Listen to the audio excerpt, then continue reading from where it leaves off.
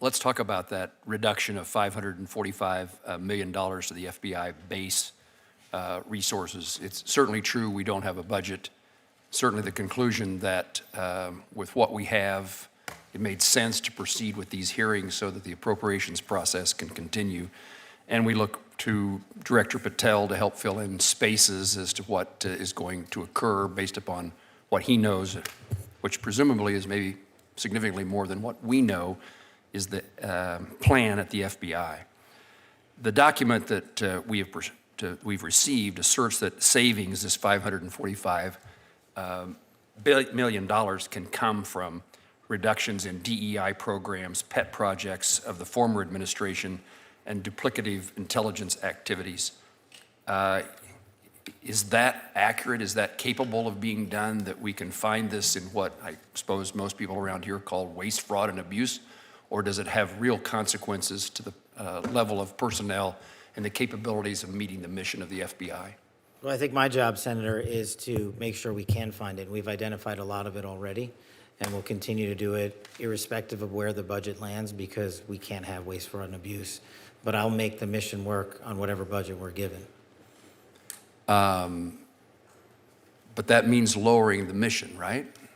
I think right now where we are, Senator, is that stepping back from 432 years ago, there's vacancies at the Bureau that have been held vacant for a number of years.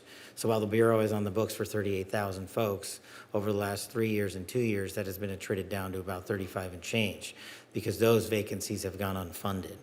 And so we're not in a position right now to say, let's just hire 3,000 people back. We couldn't do that if we even had the money tomorrow.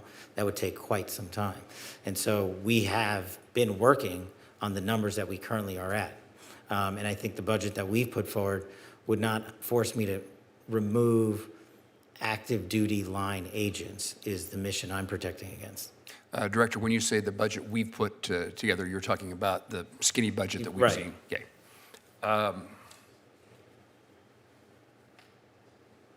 What more would you be able to do if you're able to fill those vacancies? If we were able to fill those vacancies, we would continue expanding upon the project that I started about reorienting assets across America, and growing our facilities in places like Pocatello and Redstone and West Virginia, where we have CGIS and some other campuses. So those are things we could do. Tell me what concerns you or I or the rest of us should have in the departure of senior members of the FBI if the budget is insufficient to fill positions. How do we keep senior officers from retiring? I think, Senator, it's a problem everybody has. If people want to retire, they're going to retire.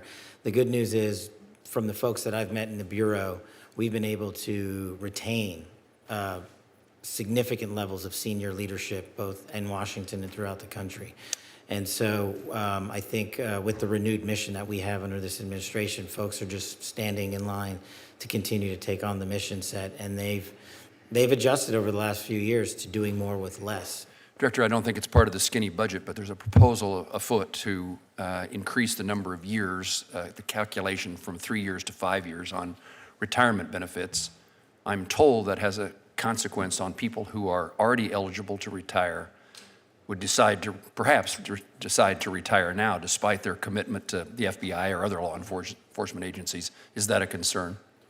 Senator, I'm not read up on that, so I'll have to get back to you on that one specifically. And then finally, let me ask about the cooperation. What's your relationship, what's the FBI's relationship, your relationship as the director with other federal law enforcement agencies? It's always been my goal, and I've only succeeded once when I chaired this subcommittee before, to have not only the FBI director appear before us, but also DEA, ATF, and the U.S. Marshals. Would you, in their absence this morning, because they're not capable of being here, would you give us your rundown on the relationship between the FBI and other federal law enforcement agencies? What's the level of cooperation? And are they doing the job that helps you do yours as well? It's incredible. And I'll just give you a simple example, Senator. One of the initiatives that we stood up at the FBI was the Homeland Security Task Force. And the first place we took it was the state of Virginia, just because of geography. And what we did was DEA, DHS, FBI, HSI, state, local authorities, Virginia state authorities, all nested in an FBI facility in the state of Virginia to cover down on what we call their first operation for Homeland Security Task Force. And it was a simple phone call to the leadership at the DEA, at DHS, at FBI. And I said, hey, I need 20 guys and gals here. I need 40 guys and gals here. And the governor said, we're going to give you 50. And what we did in 1 month was arrest 500 individuals and violent felons in the state of Virginia. And that's, to me, speaks to the quality of the relationship we have across the interagency. And we want to take that model to other states across this country, and that's what we're looking to do. Thank you, Director. Senator Shaheen.